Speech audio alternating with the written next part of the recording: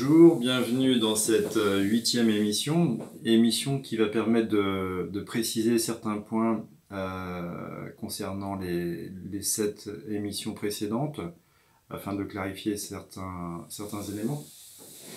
On parlera dans cette émission des différents mondes, montrer en quoi les Weirsoft, les Weirsoft, les Weirson, les Weirson et les Worlds diffèrent. Voilà, on aura une clarification là-dessus. On parlera aussi d'une autre représentation que le modèle 1A, 1B, 1C, une représentation en 3 dimensions qui apportera quelques avantages et qui soulignera d'autres questions métaphysiques. On reviendra sur la question de la contingence qui a été un petit peu vite expédiée dans l'une des vidéos précédentes, en montrant notamment que la question de la contingence n'intervient pas trop dans le modèle 1. Et on terminera par une bibliographie, un petit rappel bibliographique avec quelques livres que je n'avais pas présentés jusqu'ici. Voilà. Alors, on va commencer d'abord par la différence entre les Weirson et Weirson.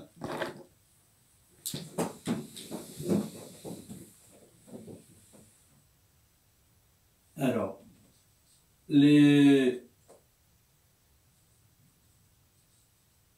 Weirsoft.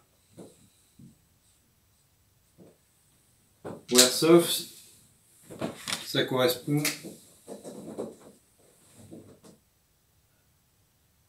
à un monde avec une seule personne. Donc il y a une seule ligne de vie. Naissance, mort. Alors avant je les ai représentés avec un monde comme ça, à l'intérieur d'un monde comme ça. En fait, c'est des mondes qui n'ont pas d'épaisseur. D'un point de vue géométrique, il s'agit juste d'une ligne. Donc on peut les représenter comme ça, éventuellement avec quelques pointillés, comme ça, pour montrer que c'est bien un monde. Donc ça, c'est les Weirsoft. Il y a une seule personne, un monde. C'est un cas particulier d'objet, donc on ne sait pas s'il existe ou pas. Et il y avait aussi les Weirsoft, avec le point I, le petit I d'imaginaire.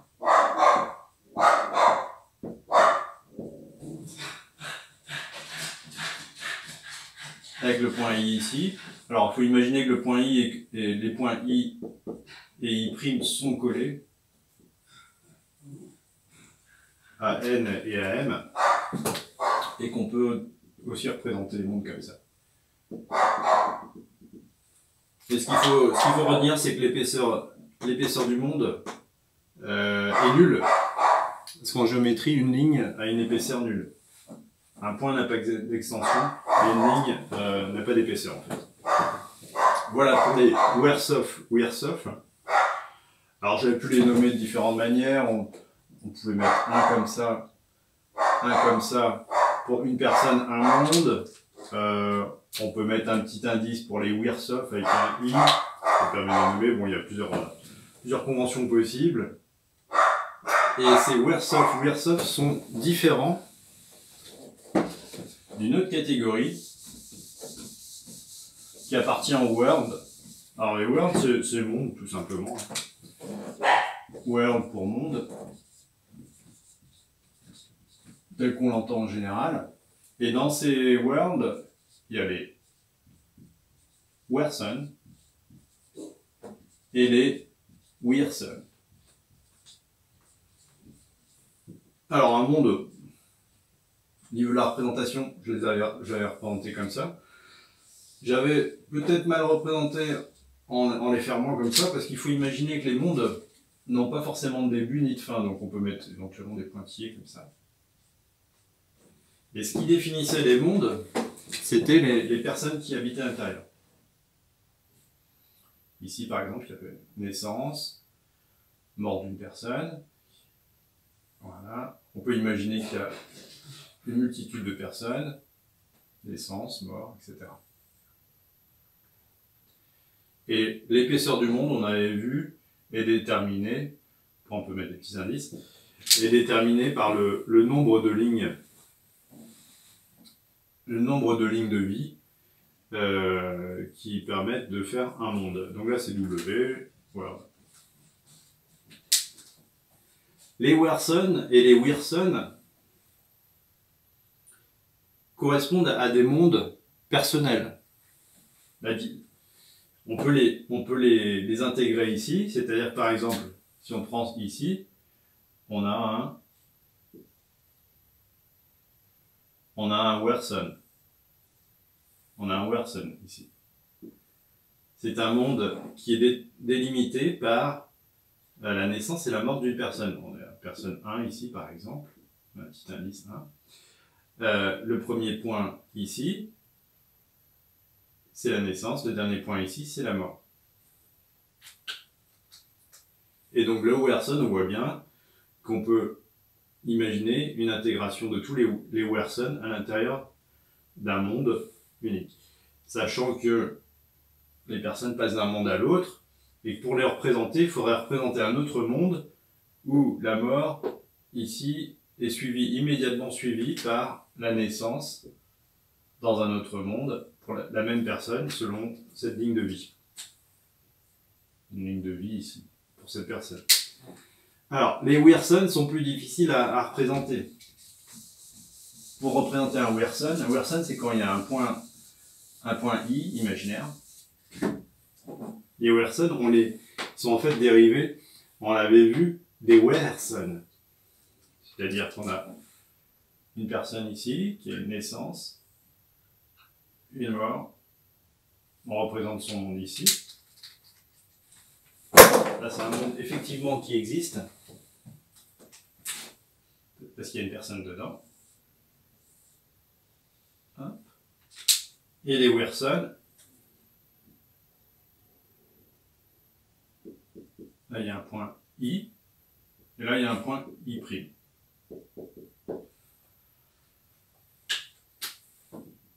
Avec une ligne qui les sépare. Voilà, ça c'est la représentation d'un Wyrson, je veux dire. On voit bien que les Wyrson, comme c'est des points imaginaires, ne peuvent pas être représentés dans un monde, un world,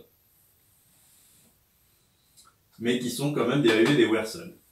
D'où encore les limites de la représentation. Alors, ce qui avait peut-être pas été très clair, en général on parle souvent des Wyrson et des Wyrson.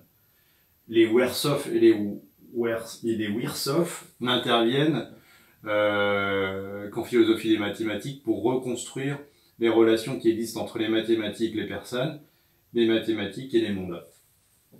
Là, dans le cas métaphysique le plus courant, on utilise les Werson et les Wyrson. Là, il faut imaginer que d'autres personnes peuvent exister à l'intérieur du Werson et du Wyrson. C'est-à-dire qu'il peut y avoir une ligne de vie ici d'une autre personne qui se prolongera d'ailleurs un petit peu ici après, mais qui n'est pas tout à fait représentable dans ce Wyrson. On a une deuxième personne par exemple qui naît ici. Et donc on peut représenter différentes lignes de vie. C'est pour ça d'ailleurs que les Wyrson ont, d'une certaine manière, peuvent accéder au monde dans la mesure où il y a plusieurs lignes de vie qui peuvent rentrer en compte. Donc ça c'est important, au niveau de la représentation ça peut être comme ça peut rentrer ici. Donc on voit encore les limites de la représentation parce qu'en fait il y a une sorte de chevauchement. C'est une représentation en 2 dimensions. On pourrait représenter ça en une multitude de dimensions où il y aurait différentes personnes avec chacun son Wyrson qui se chevaucherait, qui s'entrecroiserait. Voilà, donc la différence principale entre le Wyrson et le Wersoff. Le Wersoff n'ayant pas d'épaisseur, on le rappelle, naissance, mort, pas d'épaisseur, on peut le représenter comme ça éventuellement, et le Wyrsoff pareil. Voilà, donc c'est une petite clarification. Je regarde s'il y a d'autres choses par rapport au Wersoff et au Wyrsoff.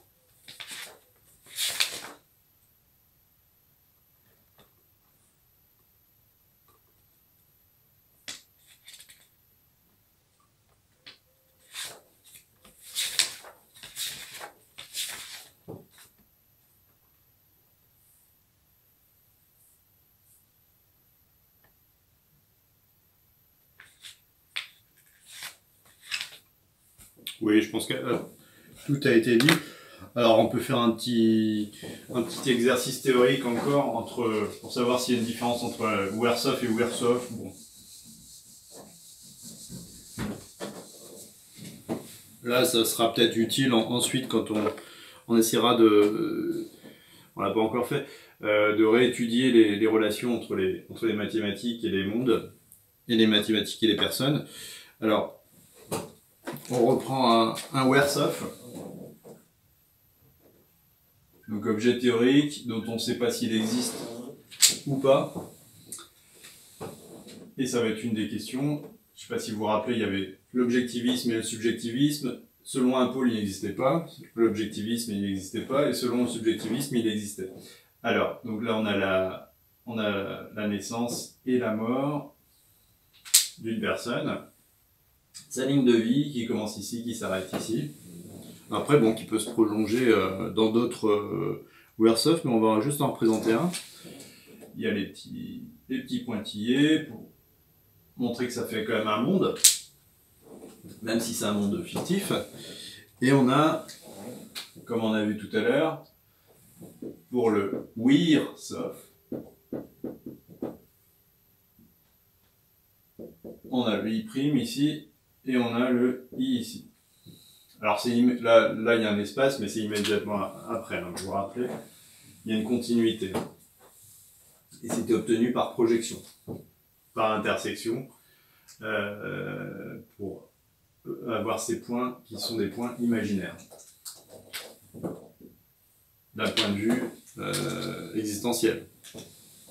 Sachant qu'on parle déjà d'un monde dont on met en cause l'existence elle-même. Alors, est-ce que la question posée ici, c'est plus est-ce que les Weirsoft ou les Weirsoft existent, mais est-ce que c'est la même chose? Alors, est-ce que c'est plutôt comme ça, égal, est-ce que c'est la même chose? Est-ce qu'un Weirsoft, c'est égal à un Weirsoft? Alors, la première réponse, ça serait, bah non, c'est pas la même chose. C'est pas la même chose parce qu'on voit que dès lors qu'on les représente, un Weirsoft, ça représente ça, et un Weirsoft, ça représente ça. Et il y en a d'autres qui me diraient, donc ça c'est le point de vue subjectiviste,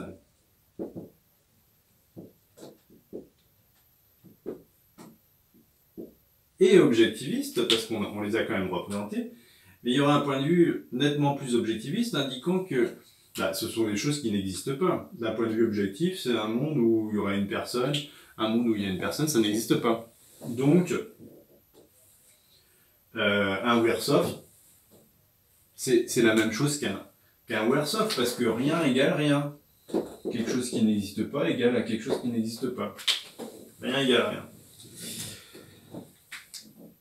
Donc c'est un autre point de vue.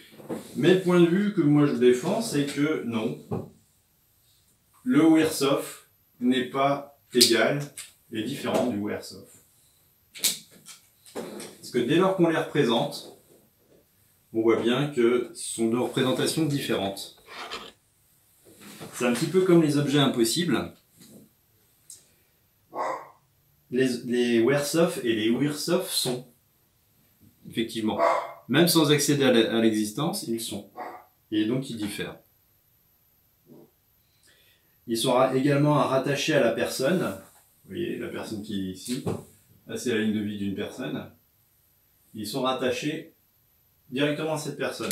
Donc dès lors qu'ils sont rattachés à cette personne, ils accèdent à l'être, sans accéder nécessairement à l'existence. Voilà, donc cette petite question théorique pour savoir si les Weirsoft sont pareils que les Weirsoft. On va revenir à la question de la contingence dans le modèle 1. Alors là, c'est le monde dans lequel on se situe. Il y a la ligne d'actualité ici. Le temps va à la fois dans ce sens-là et dans ce sens-là. Parce qu'il faut imaginer que ça, ce sont des mondes postérieurs. Là, ce sont des mondes antérieurs.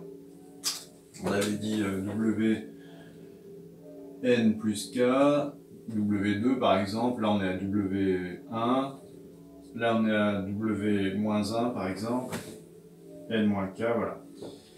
Donc il faut imaginer qu'il y a cette ligne d'actualité qui fait qu'une personne ici vit au même moment qu'une autre personne ici dans un monde intérieur, qu'une autre personne ici dans un monde postérieur. Alors, donc ce qu'on avait vu, c'est qu'il y avait l'actualité, et en dehors de l'actualité, le passé. On peut le représenter comme ça. Le passé est ici. Le passé, c'est du possible. On avait vu que c'était du possible. Ce qui n'est pas actuel est possible. Et ce qui est futur, pareil, est possible. Alors, on peut comme ça, etc. Vous avez compris. Donc, ce qui n'est pas actuel est possible. Et on en revenait à la question de la contingence. Alors, la contingence, ça désigne ce qui n'est pas nécessaire. Qu'est-ce qui n'est pas nécessaire ici? Qu'est-ce qui est et pourrait ne pas être? Ou n'est pas et pourrait être? Mais il n'y a pas grand-chose. Si on prend les deux aspects de la contingence, il y a la contingence diachronique, c'est-à-dire la contingence dans le temps, comme ça, qui porte sur la nécessité dans le temps, quelque chose qui n'est pas nécessaire dans le temps. Et là on se rend compte qu'il n'y a pas vraiment de place pour cette modalité, parce que si on prend un nombre infini de mondes, alors on imagine que c'est les entiers naturels, on a un nombre infini de mondes, on peut imaginer que toutes les situations se réalisent. Donc les choses qui sont possibles sont nécessaires. Les choses qui sont actuelles sont nécessaires. Donc il n'y a pas de contingence. Et que une contingence diachronique n'a plus sa place en tant que les choses se réalisent. Ou se sont réalisées. Il y a la question de la contingence synchronique. La contingence synchronique, par exemple, la contingence du choix. À ce moment-là, j'ai le choix entre acheter par exemple une Toyota ou acheter, on a repris cet exemple, ou une Nissan. Et là c'est pareil, la contingence du choix, qui est une contingence synchronique, se réalise c'était l'ironie, dans la dimension diachronique, dans la dimension de du temps, la dimension chronologique du temps. C'est-à-dire que à chaque fois, si on imagine qu'il y a une infinité de mondes, on aura donc une infinité de choix possibles. Donc si on a une infinité de choix possibles, on aura bien une infinité de choix qui porte sur la possibilité d'acheter une Nissan ou une Toyota. Donc finalement, c'est vrai que la question de la contingence dans ce modèle 1 ne trouve pas vraiment d'application, de représentation non plus. Et on peut sans doute en revenir à Bergson en reprenant qu'est-ce que la métaphysique de Neff. Bergson qui indique que le possible est le mirage du présent dans le passé. Et là, je cite Frédéric Neff, c'est parce que je transporte dans la situation contrefactuelle des conditions de la situation présente. Par exemple, je transporte ma prudence, acquise par expérience, dans la situation antérieure. C'est-à-dire que je suis par exemple ici, et je transporte la situation qui s'est passée, du possible passé, ici, et j'imagine que les choses auraient pu se passer différemment. Donc c'est un mirage en fait, ça correspond à un mirage. Et je suis pas loin de penser comme Bergson, qu'il s'agit ici d'une illusion modale, provenant d'un retour en arrière fallacieux.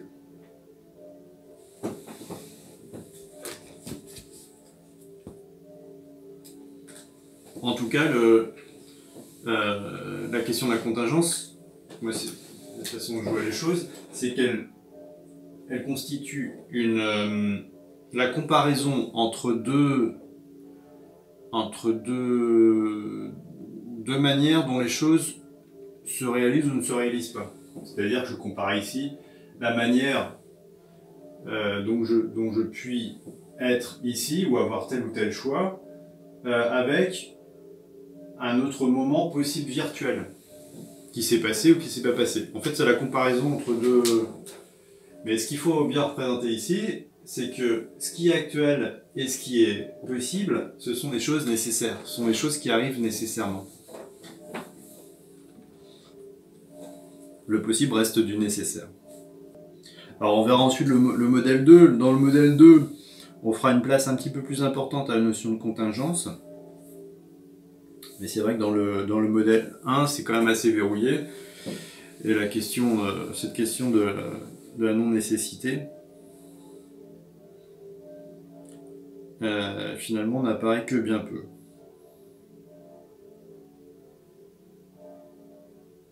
Voilà, donc je tenais à clarifier quand même ce point pour que les choses soient un petit peu plus nettes. Dans cette partie de l'émission, on va parler d'une autre représentation du modèle 1. Je vais en montrer un petit peu la genèse. On montrera les différentes possibilités géométriques de cette représentation et ses implications métaphysiques.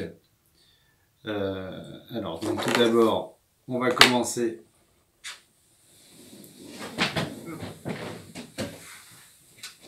à revenir à la genèse du modèle.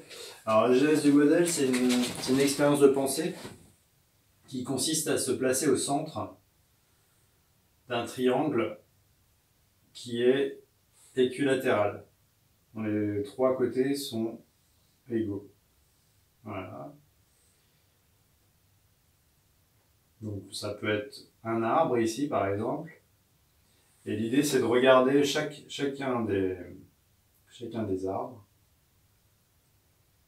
et de ressentir qu'on est au centre du triangle. Alors, quand on est dans cette position-là, on se rend compte qu'il y a des lignes de force qui convergent vers les sommets du triangle.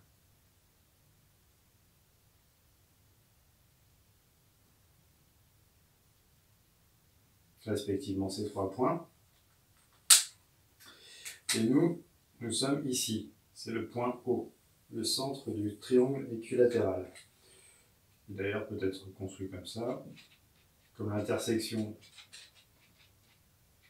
des trois médiatrices. Voilà. Les segments sont égaux ici et se recroisent donc une troisième ligne de force jusqu'à ce point O ici. Alors, ce triangle un peu particulier a donc un point qui est le centre du triangle, qui est aussi le centre, si c'est lisible, d'un cercle. Voilà. Donc là, on a un point O, et là, c'est un cercle C, on va dire. Et ce cercle C, d'une certaine manière, comporte une multitude de triangles de la même nature, comme ça, dont le centre est O, et dont les sommets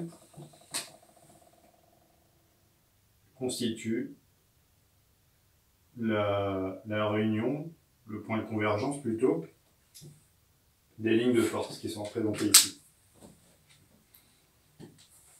Alors ça c'était le début de la représentation.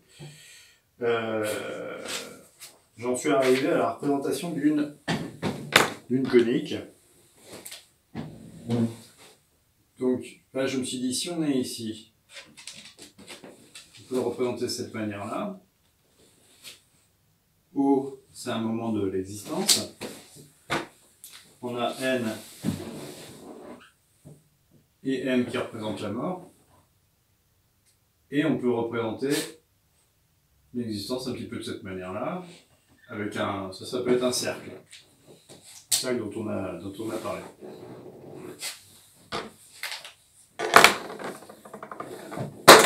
Alors, en mathématiques, le cercle, c'est un cas particulier de conique. C'est un cas particulier de conique. Je vais dessiner un cône. Alors, pas forcément le dessiner très bien. C'est trop mon fort, le dessin. Et on va essayer de le dessiner comme ça. Voilà. Donc là, on a une conique. On a un cône. Et si on fait une section, donc là on a l'axe du cône, l'axe du cône il est là, hop, plutôt là, il n'y a pas de flèche, c'est un axe comme ça. Si on fait une section de ce cône, si on fait une section horizontale de ce cône ici par exemple, avec un plan, eh bien on obtient ici une conique particulière qui est un cercle. Voilà, donc bon, l'axe du cône est ici, voilà, le point O est là. Donc ça c'est une perpendiculaire, on a un axe, on a un plan qui est horizontal, donc ça c'est un cercle. Alors il y a d'autres coniques, hein. Il y a notamment l'ellipse, dont on va parler aujourd'hui, il y a l'hyperbole et la parabole.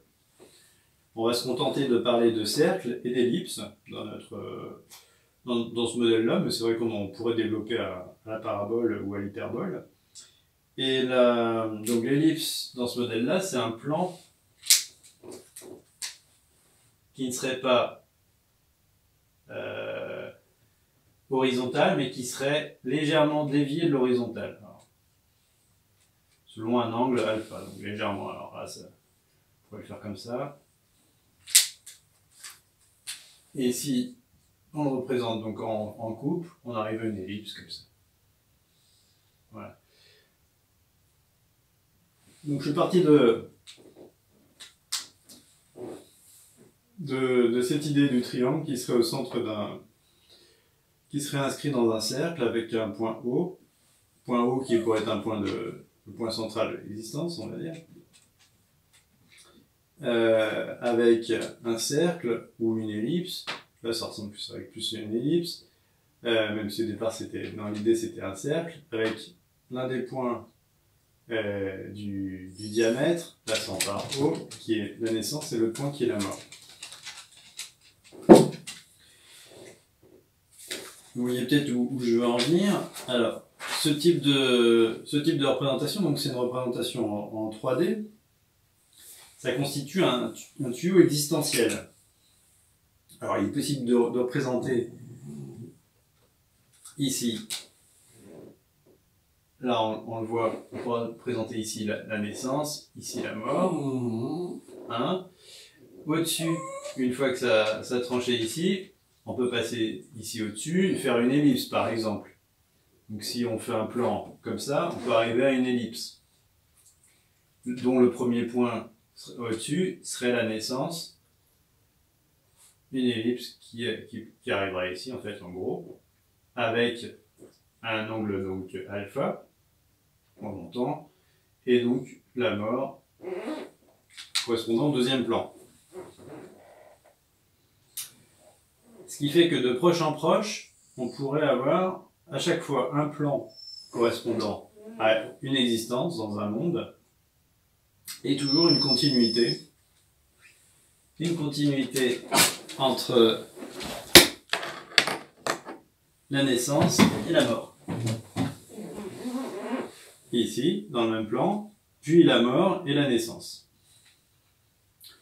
Alors là c'est un cône, mais on peut représenter un modèle beaucoup plus simple. Le principe est le même. Le modèle le plus simple, c'est un modèle cylindrique. Donc un cylindre, c'est assez facile à représenter, c'est comme ça. Voilà.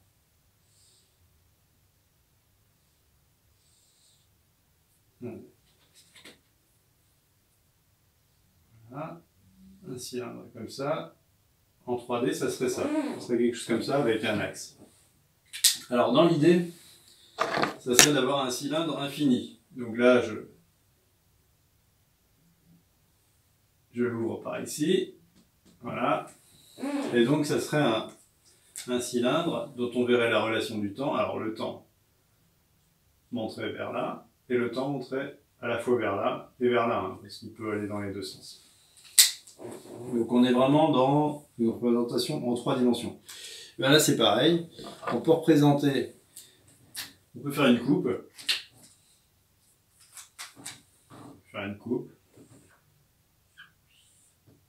Si on veut un cercle, on fait une coupe horizontale, perpendiculaire à l'axe, qui remonte là, voilà. Et donc on obtient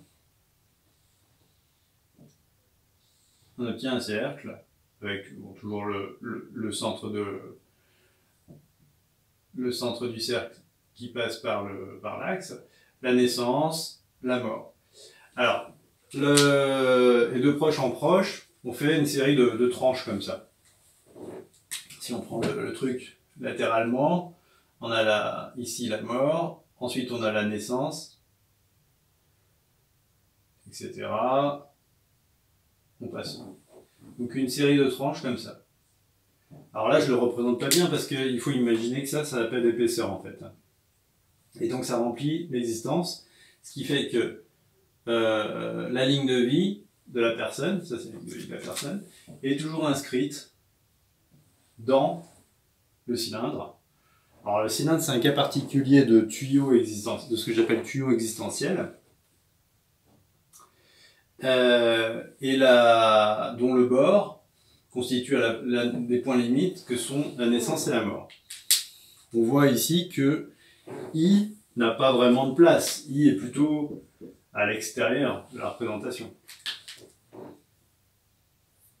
Alors l'inconvénient de ce modèle-là, c'est que, donc on fait une série de coupes, la naissance et la mort ont la même, le segment NM, les segments NM sont toujours de même longueur, ce qui impliquerait que l'existence soit toujours de la même longueur, de la même durée plutôt, d'un monde à l'autre.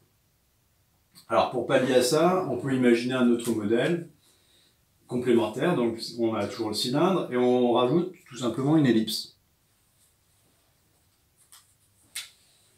Alors l'ellipse c'est le même principe, on l'a vu tout à l'heure.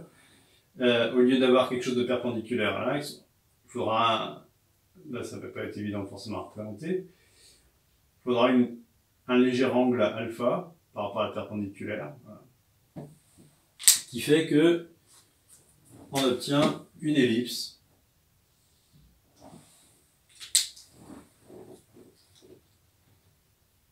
et alors l'ellipse fera en sorte que le segment NM ne sera pas de la même longueur. Donc ça c'est un modèle assez simple, un modèle avec un cylindre. On peut imaginer qu'il n'y ait que des ellipses avec différents angles, un angle alpha, un angle bêta, un angle gamma, etc.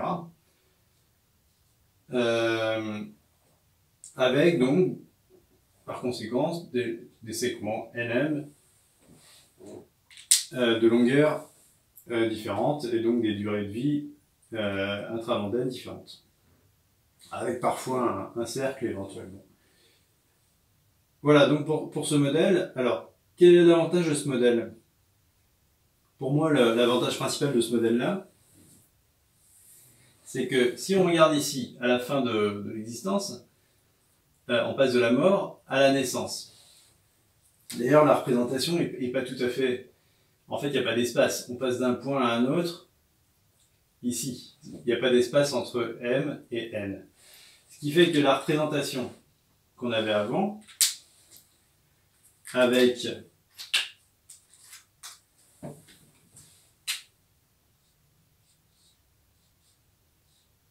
la représentation des Wilson qu'on avait avant, qui posait un petit peu de problème parce qu'il y avait la naissance ici et la mort, il y avait la naissance ici et la mort. Et entre les deux, il y avait la ligne, la fameuse ligne I, la ligne intermondaine, avec le point I. Mais le point I était représenté entre le point M et N alors qu'il n'y avait pas d'existence, c'était simplement une représentation. Or, d'un point de vue géométrique, il y a une continuité entre M et N. Donc ici, on voit que on arrive déjà à quelque chose d'un petit peu plus cohérent, avec une interprétation, et finalement c'est l'interprétation métaphysique qui va permettre de trancher sur les représentations. Parce que là, on peut imaginer toute une série, on peut imaginer les ellipses, on peut aussi imaginer que ici, M serait égal à N2, et qu'on met alors soit un autre cercle, donc ce qui n'est pas possible parce qu'on reviendra à la même existence, on aurait deux cercles comme ça, un cercle comme ça qui irait dans ce sens-là, puis un autre cercle dans ce sens-là. On peut imaginer que M1 est égal à M2, on utilise une ellipse. Alors l'ellipse avec l'angle alpha ici, et donc on arrive à la mort ici, la mort 2 ici. Mais le problème, en effet, il y a toujours la continuité. Le problème, c'est qu'il y a à ce moment-là, il y a une intersection entre deux événements, c'est-à-dire qu'il y a un événement qui est la mort et la naissance à la fois. Il y a une coupure entre les deux plans qui fait que la naissance et la mort coïncident dans ce modèle-là. Ce qui, d'un point de vue métaphysique, ne semble pas privilégié. Donc, en termes de représentation, on préfère utiliser la mort ici, et immédiatement après, par continuité, la naissance, qui aboutit à un deuxième plan distinct, avec représentant une autre existence dans un autre monde, et donc il y a une séparation à ce moment-là, la séparation qui se fait par les plans. Là, il faut l'imaginer de manière infinie, hein. Donc ce serait un cylindre qui ne se terminerait pas, ici qui ne commencerait pas, effectivement. Et le temps agit dans 3 dimensions, vers le haut, et de manière latérale, à droite et à gauche. Voilà pour cette représentation qui semble assez intéressante. Alors donc on parle de tuyau existentiel. Ça c'est pour une figure qui peut être cylindrique, ça peut être pour une figure qui constituerait un cône. Après on peut faire des combinaisons entre les cônes, on peut faire des figures comme ça par exemple. Alors là ça résout la question. On peut faire que des cercles par exemple ici, que des sections qui soient perpendiculaires, horizontales. Et d'une manière générale, on parle ici, on revient ici à la notion de tuyau existentiel.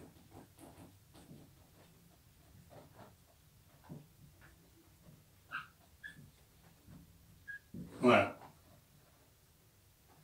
Et un tuyau existentiel correspond à une personne donnée.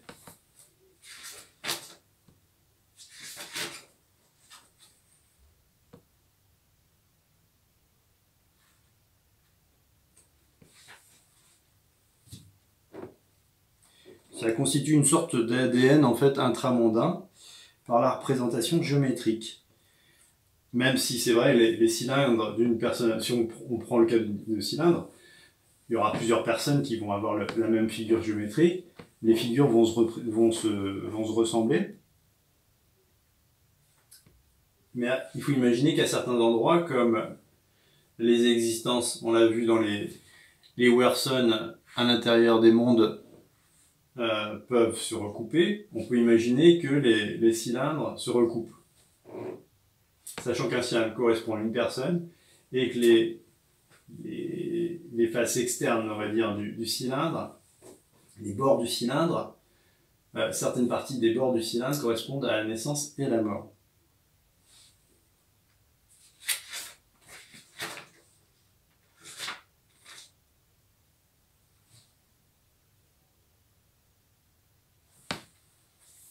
Donc on a bien vu que pour discriminer les modèles, l'interprétation métaphysique consiste à penser qu'un plan, cercle ou ellipse, correspond à une existence intramondaine pour une personne donnée, c'est-à-dire soit un Weyerson.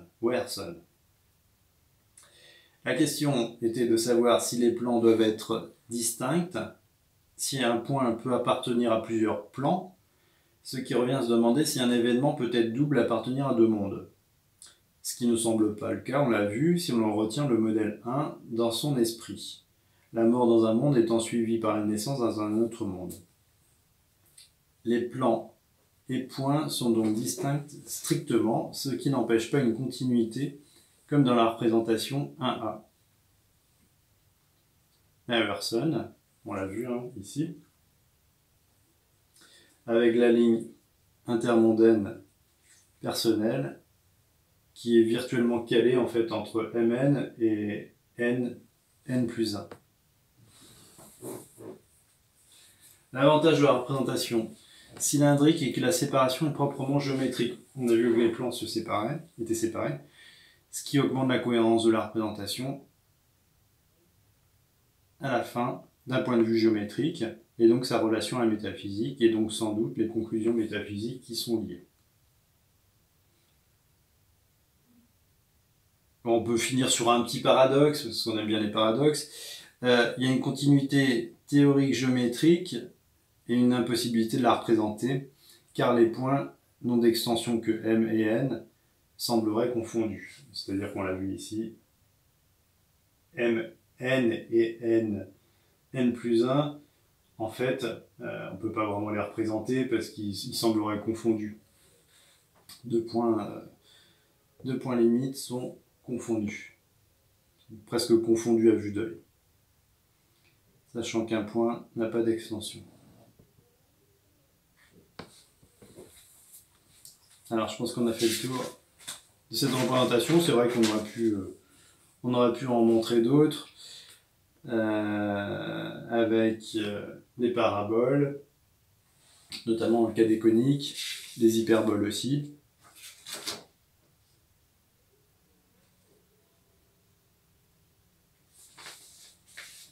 Et ce modèle a au moins deux mérites, c'est qu'il fait apparaître la notion de tuyau existentiel pour une personne donnée, donc accumulant une série de plans correspondant à Ewerson. Et il y a cette notion à la fois de continuité et de distinction, on va dire, d'un plan à l'autre, entre les mondes, entre les existences à l'intérieur des mondes. Pour terminer ce bonus sur la saison 1, sur la première série portant sur le modèle 1, quelques petites indications biographiques sur les livres qui m'ont aidé. Donc je parlais tout à l'heure du livre de Frédéric Neff, Qu'est-ce que la métaphysique? Il y a un petit livre aussi qui m'a guidé assez souvent sur les idées mathématiques. Le petit livre des grandes idées mathématiques de Robert Salomon. Un classique, la physique d'Aristote, qui est très métaphysique, pour le coup. Quelques textes sur la métaphysique contemporaine, texte réuni par Garcia et Neff, sur les propriétés, monde possible et personne. Donc ça c'est un texte assez utile, parce qu'ils sont contemporains du siècle dernier et de ce millénaire. Donc assez actuel. Le point de départ, ça a été le livre de Pierre Bayard, Il existe d'autres mondes. Alors je vous raconterai un petit peu plus en détail mon rapport avec ce livre dans le modèle 2, notamment sur la question de la synchronicité.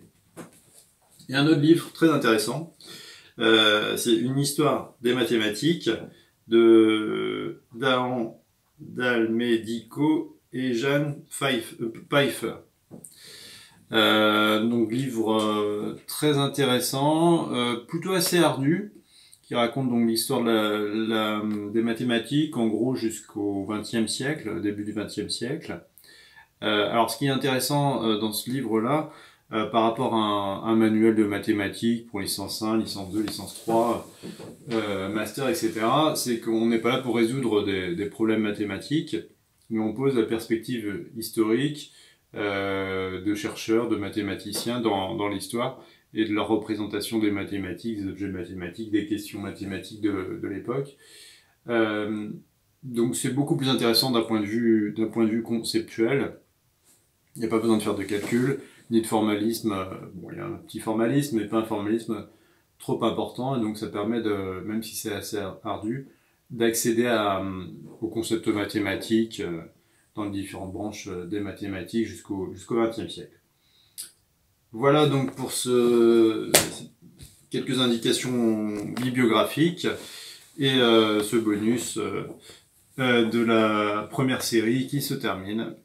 Je vous remercie de votre attention et à bientôt pour une deuxième série.